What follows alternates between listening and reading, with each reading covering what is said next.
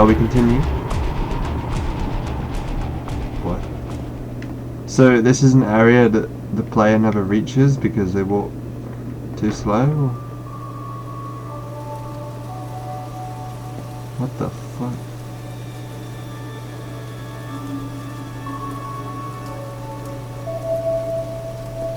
A room that's warm and nice and filled with little ideas for games. Was it?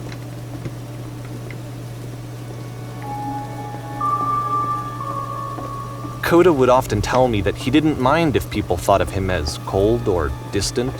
He said that he knew that he was actually a vibrant and compassionate person, but that it takes time to really see that.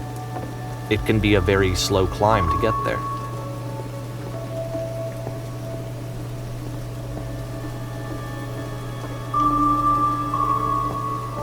Okay.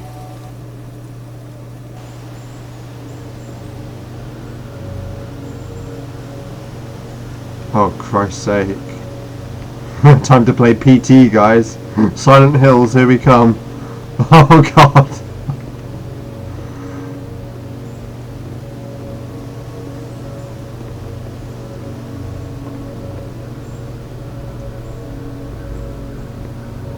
Wait, what? Was that the controller or my phone? Well, this is new for Coda. It's an actual puzzle. Go ahead and see if you can solve it. Oh, I was gonna fall.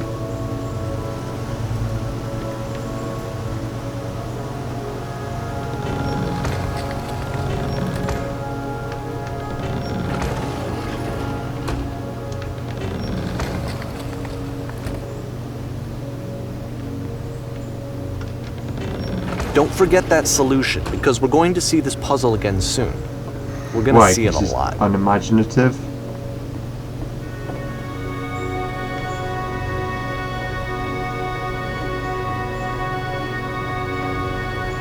So that seems to be it, right?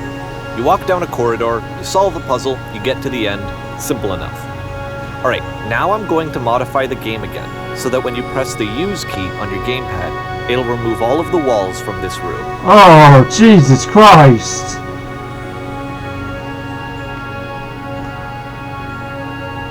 How about that? There was more to it than we had any way of knowing. I actually find it funny that this game comes after the Stairs game, since they essentially convey the opposite idea. So, in the Stairs game, a dull exterior concealed a rich interior. And then, in this level, a dull interior hides this fantastic outer world. Either way, I think that the point is the same, is that most of the time you don't get to know what you're missing, or even that you're missing anything. That's not your role as a player. So if your role here is not to understand, then what is it? Jesus Christ.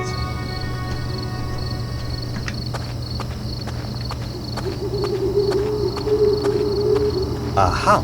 So, this, combined with the entering game from earlier, tells us that Coda believes his games are connected somehow.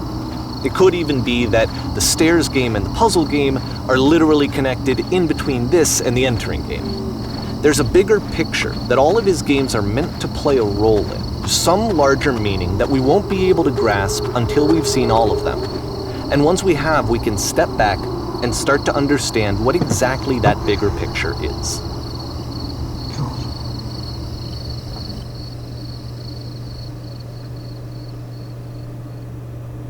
Into darkness. Okay. Bit of a graphics improvement on this one. I'm not even being sarcastic, that's quite good. Let's talk about video game development for a second. Every video game runs on what's called an engine, which determines what the game can and cannot do. So in other words, the engine is a set of tools for game development. To make all of these games, Coda is using an engine called Source.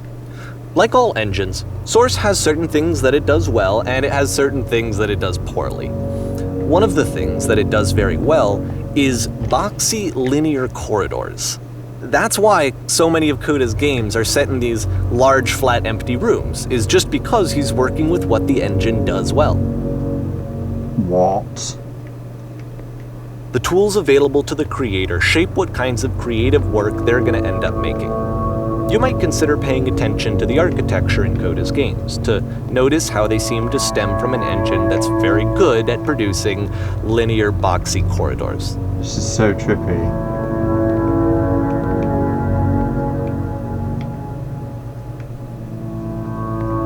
Shit! Ah. That was like that bit from Star Wars where he gets his hand cut off and then falls down the... Never mind.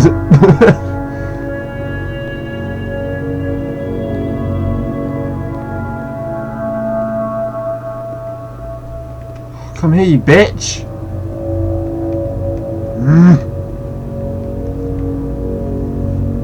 London Underground, apparently. What the fuck? Something happened. I wasn't paying attention.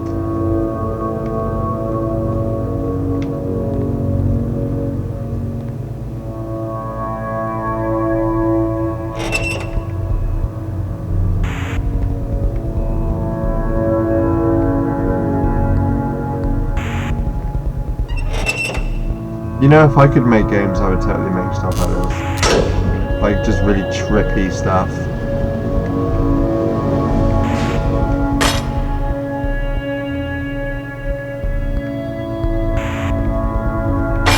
What the fuck? This prison, funny enough, in Coda's original design, the doors stayed shut for a full hour before letting you go. If you don't mind, I think we're gonna skip that. This is something that he and I used to argue about a lot.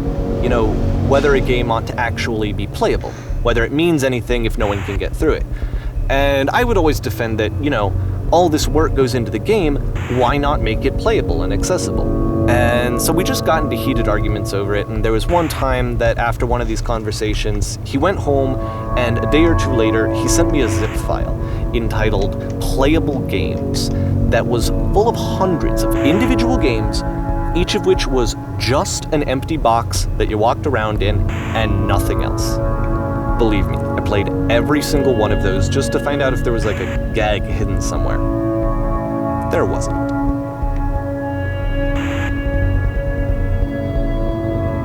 Bit weird. Oh, come on, fuck.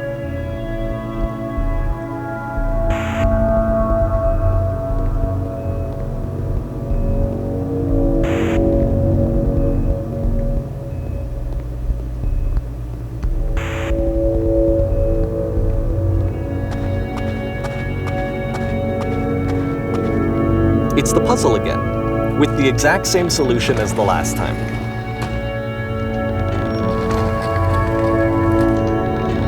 There's still no clear indication of what makes this puzzle so special that Coda is going to return to it over and over.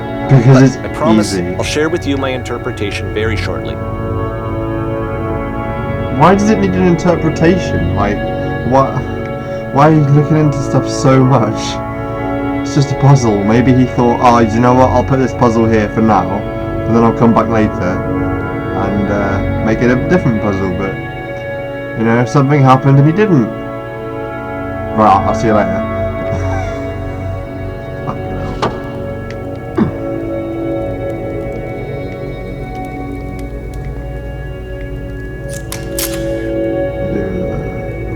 Here, Coda begins using a kind of dialogue system that he fashioned out of the engine's chat capabilities. Use the buttons on your gamepad to respond.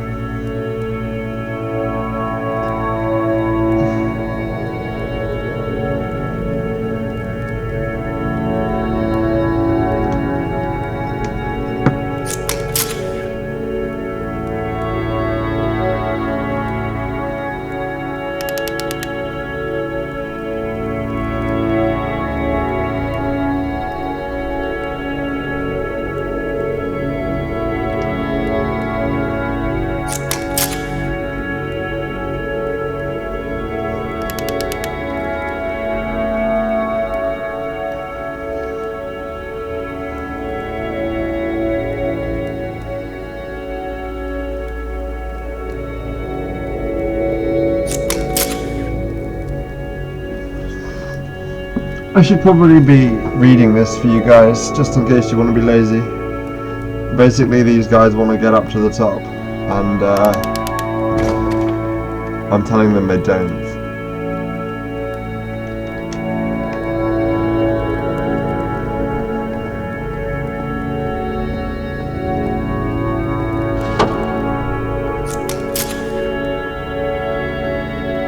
What the hell?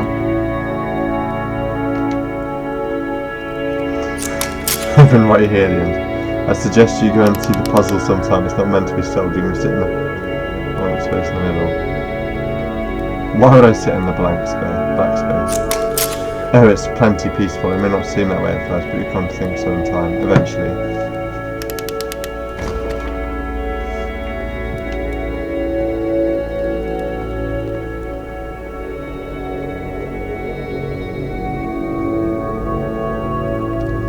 And so we make one last descent down to the final floor of the level.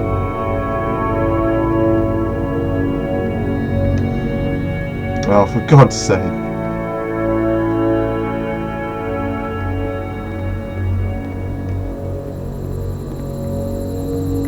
Oh, what the fuck?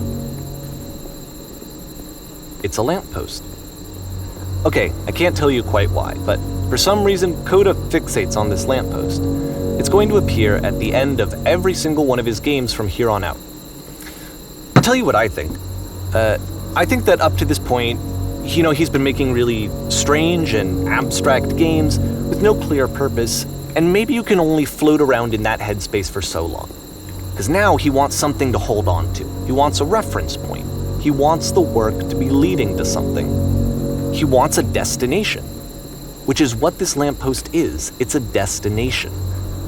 We're going to see it in the work as well. His games are just going to become a lot more cohesive, a lot more fully developed, with more of a clear idea behind them. And as we go, that idea will get clearer and clearer and clearer. Bring it on, bitch.